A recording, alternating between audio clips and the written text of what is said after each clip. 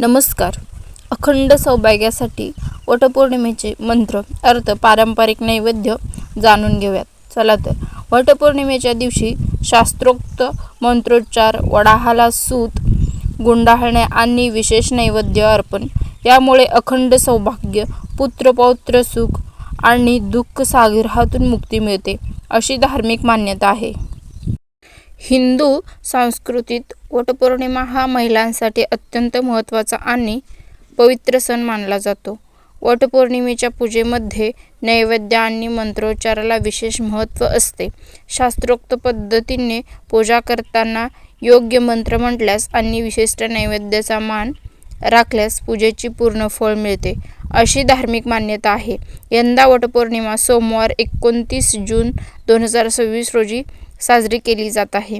यावर्षी ज्येष्ठ महिन्यात अधिक मास असल्यामुळे नेहमीपेक्षा हा सण काहीसा उशिरा येत आहे.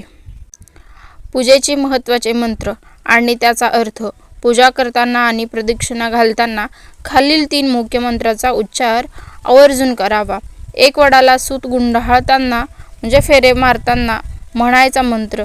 अवैधव्यच सौभाग्य हेदित्वा मम सुवृत्ते पुत्रांना पौत्राश्च सांख्यश्च गृहाणाग्रह नमोस्तुते. अर्थ हे सुवृत्ते म्हणजे सावित्री वटदेवता, मला अखंड सौभाग्य आणि वैधव्यापासून मुक्ती दे. मला पुत्रपौत्रांचे सुख लाभू दे. मी दिलेला अर्घ्य स्वीकारून मला आशीर्वाद दे.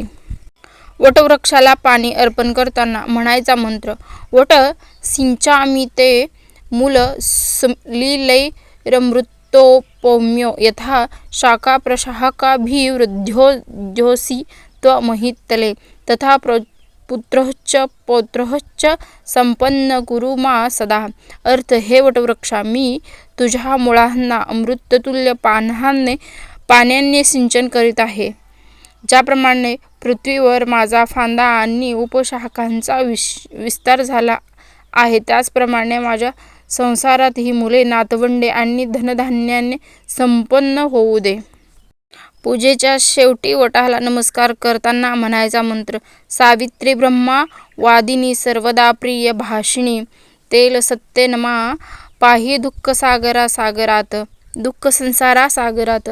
अर्थ ब्रह्मवादिनी आणि नेहमी गोड बोलणारे हे माता सावित्री, तुझ्या त्या सत्य आणि पतिव्रताच्या बळाने माझे हे दुःखमयी संसार सागरातून रक्षण कर. जाणून घ्या वटपौर्णिमेच्या विशेष नैवेद्य. वटपौर्णिमेच्या पूजेसाठी गूळ, खोबर, पंचामृत आणि आंबे याचा मुख्य नैवेद्य दाखवला जातो. ऋतुमानानुसार उपलब्ध असणारी फळे वडाला अर्पण करण्याची पद्धत आहे. पारंपरिक नैवेद्य. वटवृक्षाची पूजा करताना देवाला आणि वडाला गूळ, खोबर, आंबे आणि दूध, साखरेचा नैवेद्य प्रामुख्याने दाखवतात. या दिवशी सुवासिनी स्त्रिया घरात साग्रह संगीत जेवण तयार करतात. यामध्ये प्रामुख्याने पुरणपोळी किंवा सुक्या मेव्याच्या खिरीची नैवेद्य केला जातो. फळांचा मान. या सणात आंब्याला मानाचे स्थान आहे. पूजेनंतर 5 सुवासिनींना आंबे आणि गव्हाचे ओटे भरण्याची प्रथा आहे.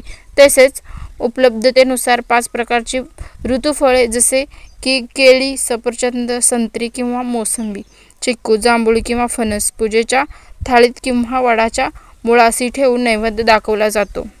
हा व्हिडिओ आपल्यास आवडल्यास शेअर करा, सबस्क्राईब करा, लाईक करा, कमेंटमध्ये श्री स्वामी समर्थ लिहायला विसरू नका. धन्यवाद.